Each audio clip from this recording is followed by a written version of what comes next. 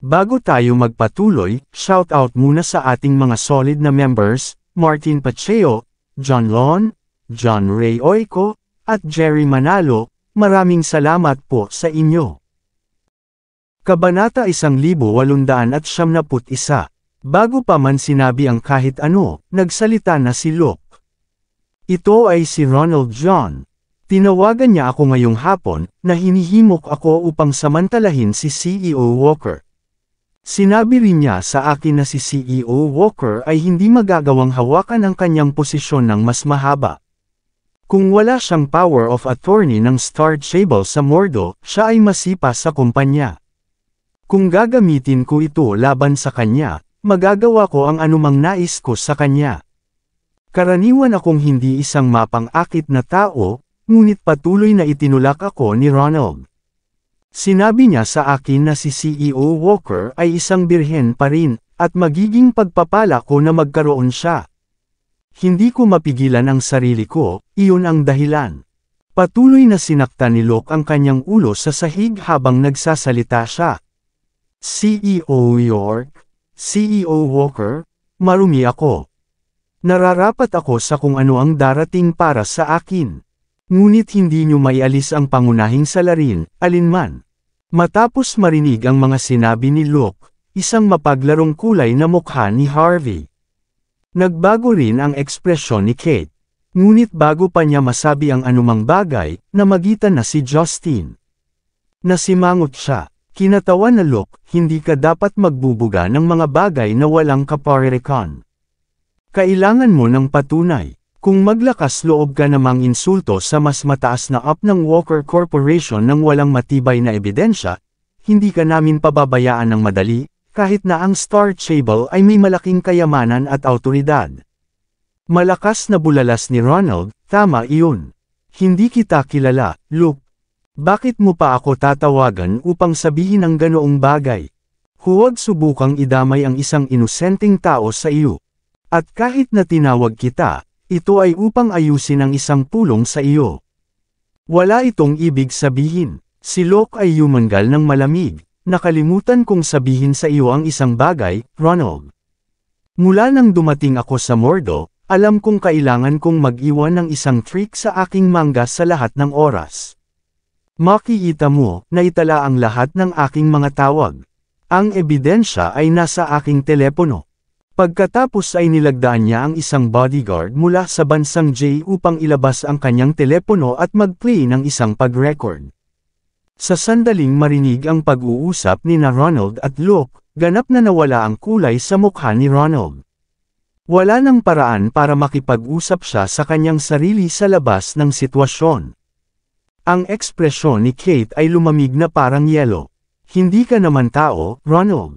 Tama iyan. Ikaw ang talagang nakakasama sa interes ng kumpanya. Gaano ka katapang gumawa ng isang bagay na tulad nito upang mag-instigate ng isang dayuhan? Paano mo ipapaliwanag ang lahat ng ito? Ako. Labis na nauutol si Ronald. Lumingon siya kay Justin. Brother-in-law, iligtas mo ako. Ako, sampal. Naglakad si Justin at sinampal si Ronald sa mukha. Bastard ka. Binigyan kita ng posisyon bilang mas mataas na up para sa kapakanan ng iyong kapatid. Ngunit ngayon, sinusubukan mong i-set up ang aking anak na babae. Hindi mo ba alam na ang aking mahalagang anak na babae si Kate? Mayroon kang isang nais na kamatayan. Bang! Sa ilalim ng mga tingin ng karamihan ng tao, sa kawalan ng paniniwala, sinampal ni Justin ang kanyang palad papunta sa ulo ni Ronald. Ang pagkabigla at kawalan ng paniniwala ay sumabog sa mga mata ni Ronald. Sa isang sulyap ng isang mata, nahulog siya sa lupa, paralisado. Patay na ba siya? Lahat ay nagyelo, walang sino man ang inaasahan na si Justin ay maaaring maging walang awa. Kinausap niya si Ronald sa mabilis na paraan, matapos panasan ang kanyang kamay ng isang panyo at nilagdaan ang kanyang mga tauhan upang tanggalin ang bangkay ni Ronald. Pagkatapos ay tiningnan ni Justin si Kate na may mainit na ekspresyon. Huwag kang mag-alala, Kate. Hindi ko hahayaan na masaktan ka. Ipinapangako ko sa iyo, Ang ganitong uri ng bagay ay hindi mangyayari muli. Ngunit habang tinitingnan ni Kate ang mainit na ngiti ni Justin, nakaramdam siya ng isang malamig na pag-iwas sa kanyang gulugod. Pinahigpit ni Harvey ang kanyang mga mata habang pinag-aralan niya si Justin, na parang ito ang una niyang nakita na si Justin. Hindi man kailangang isipin ni Harvey na malaman na ang may pananagutan sa pag-uudyok sa buong kaganapan ay sina Justin o Angelina. Ang pagkakita ng pagiging mapagpasya ni Justin sa pagpatay kay Ronald ay sapat na upang sabihin ang totoo. Gayunpaman, si Harvey ay tunay na humanga sa kalupitan at pagpapasya ni Justin. Tunay na isang mapaghangad na karakter. Hindi rin matukoy ni Harvey ang isang pagkakamali sa mga aksyon ni Justin. Pagkatapos ng lahat, ang isang mapagmahal na ama na pumatay sa salarin matapos malaman ang katotohanan ay naiintindihan. Tumulo ang malamig na pawis sa likuran ni Luke habang nasaksihan niya ang buong eksena. Ngayon, lubos niyang naintindihan kung bakit sinabi ni May na ang kanyang buhay ay kay Harvey. Kung hindi ito para sa kabutihang loob ni Harvey, magtatapos na siya tulad ni Ronald. Sa isang laro sa pagitan ng dalawang makapangyarihang mga karakter, ang mga taong tulad ni Luke ay mga pawn na maaaring itapon sa anumang oras. Pumalakpak, pumalakpak, pumalakpak. Biglang pumalakpak ang kanyang mga kamay, nakuha ang pansin ng lahat. Tulad ng inaasahan mula sa isang tunay na tao na katulad mo, Chairman Walker. Talagang humanga ako, upang ipakita ang pagpapahalaga sa paggalang ni Chairman Walker at paghingi ng tawad ng Star Table. Naghanda ako ng isang mabigat na regalo. Namula ang mukha ni Justin matapos marinig ang mga salitang iyon. Kahit na para sa isang tao na nakakita sa mundo tulad ng kanyang sarili, hindi niya maipahiwatig ang kanyang pagkasabik. Naniaring gumawa siya ng isang kilos, at ang kanyang sekretarya ay gumawa ng isang 3 bahagi na kontrata.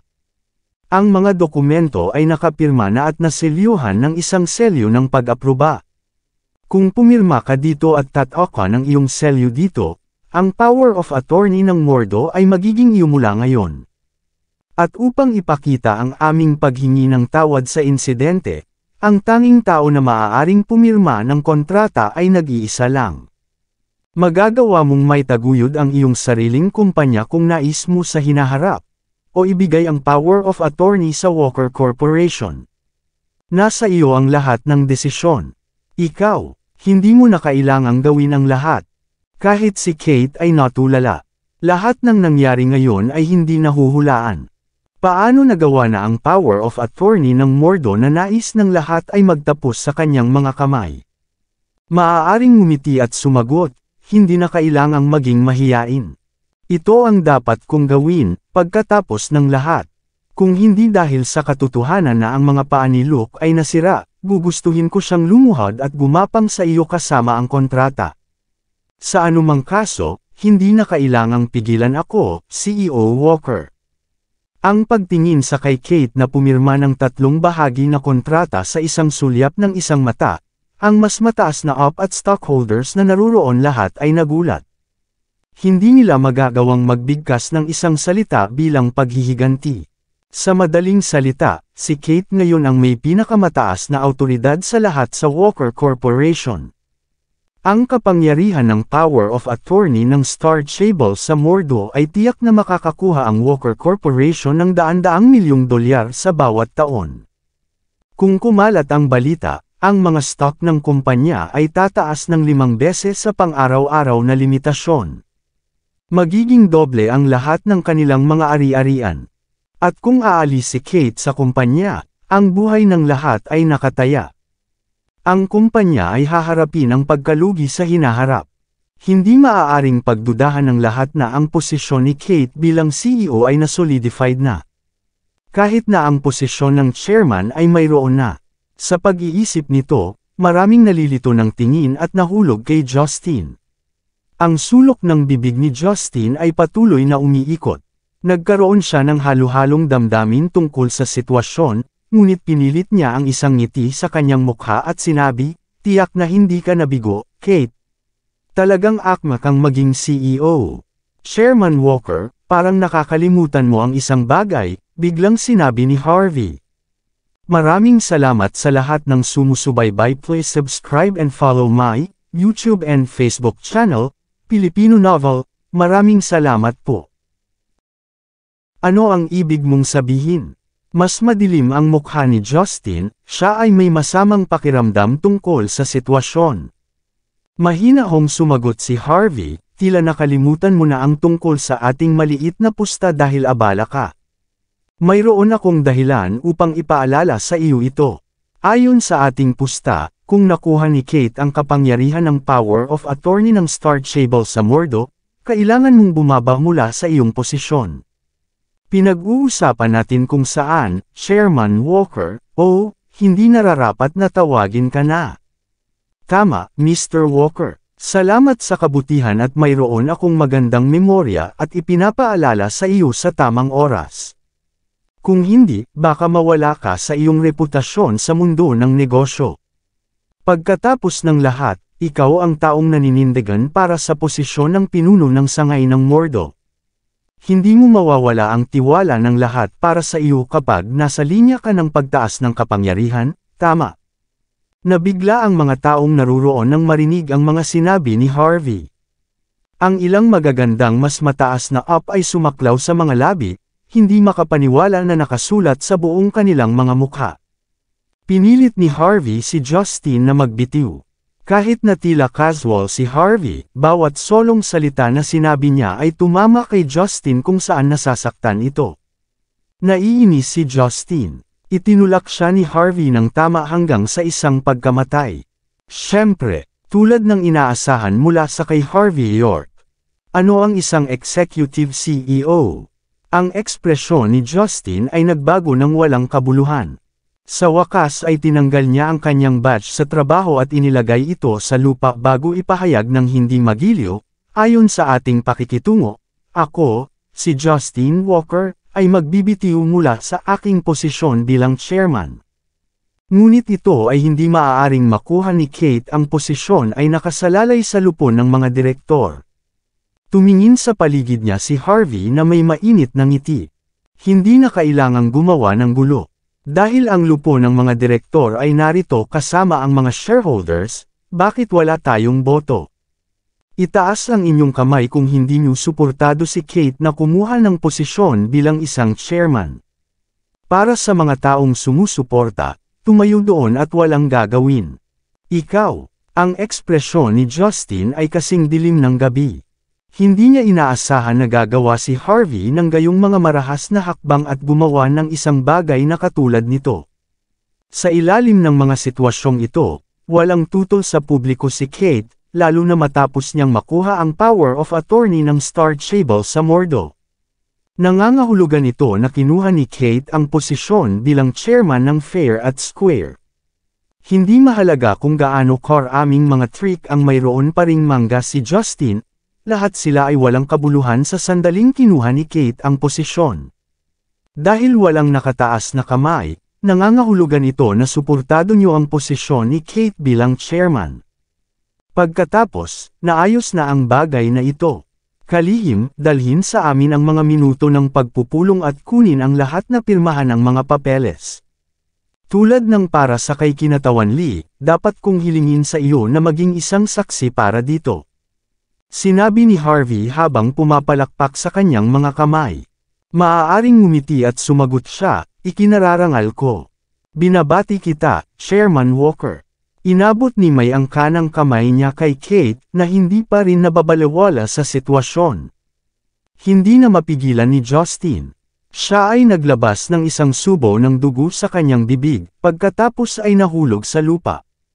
Habang sinusubukan ng lahat na dalhin si Justin sa isang ospital, lumingon si Harvey at umalis. Sa kapangyarihan ng power of attorney ng Mordo ang posisyon bilang chairman ni Kate sa loob ng Walker Corporation ay ganap na napatibay. Walang makakagalaw sa kanya. At pagkatapos ng susunod na araw, ang lahat ay nasa lugar. Sa gabi, sa loob ng numero 1 villa ng Fragrant Hill. Pumasok si Kate sa villa matapos makitungo sa negosyo ng kanyang kumpanya. Bumagsak siya sa sopa, ganap na pagod. Si Harvey, na nagbabasa ng isang libro, ay lumingon sa kanya ng isang madilim na ekspresyon. Ang babaeng ito ba ay tinatrito ang lugar na tulad nito sa kanyang bahay ngayon? Bago pa man masabi ni Harvey, nagsalita na si Kate. May pag-aalangan sa kanyang tinig. Harvey, nagising lang ang tatay ko sa ospital. Matapos siyang magising, sinabi niya sa akin na magtungo sa tirahan ng pamilya Walker bukas. Sinabi niya na ipapaliwanag niya sa akin ang lahat sa harap ng buong pamilya. Iyon ang dahilan kung bakit sa tingin ko, hindi ka dapat pumunta bukas. Ito ay isang iskandalo sa pamilya, pagkatapos ng lahat. Tila nasaktan ang puso ni Kate. Nagyelo si Harvey, pagkatapos ay napagtanto ang isang bagay. Malamang, alam na ni Kate ang katotohanan at hindi nais na malaman ni Harvey ang tungkol sa bagay na ito.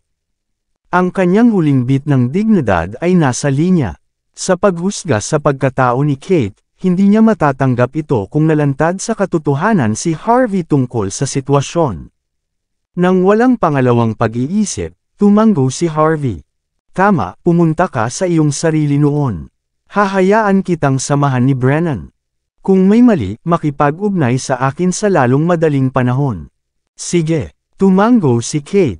Isa pang bagay, nawala na ni Itay ang lahat ng kanyang kapangyarihan sa Walker Corporation. Nahihirapan na siya, kaya't mabuti kung pagalingin mo ng lubusan si Angelina sa oras na ito. Isaalang-alang ito ng isang pabor para sa akin na gantihan siya sa lahat ng mga taon na siya ang nag-aalaga sa akin. Maaaring sabihin ni Harvey na hindi kailanman may iwan ni Kate ang relasyon sa pagitan niya at ng kanyang ama, kahit na hindi gaanong pakialam si Justin sa kanya. Sa katunayan, naawa si Kate kay Justin matapos sa ganitong paraan. Tama, umalis tayo sa magkahiwalay na paraan bukas. Pupunta ako sa ospital sa umaga kapag pumunta ka sa tirahan ng pamilyang Walker. Kung maayos ang lahat, maaari rin tayong magkasama sa tanghalian. Mukhang nakatali si Harvey. Maaari pa silang magkaroon ng tanghalian kung mayroon silang oras, ngunit walang paraan para sa kanila na magkasama silang maghapunan. Kasabay nito, sa Mordus Paramount. Klang, si Justin ay nakaupo sa sopa, isang masungit na pagtingin sa kanyang mukha.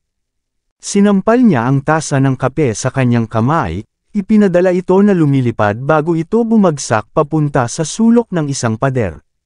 Si Lucas ay nakaupo sa harap niya, na pinapayat ang kanyang mga kuko ng tahimik. Uncle, narinig ko ang nangyari ngayon. Bakit ka magagalit sa tulad ng isang maliit na bagay?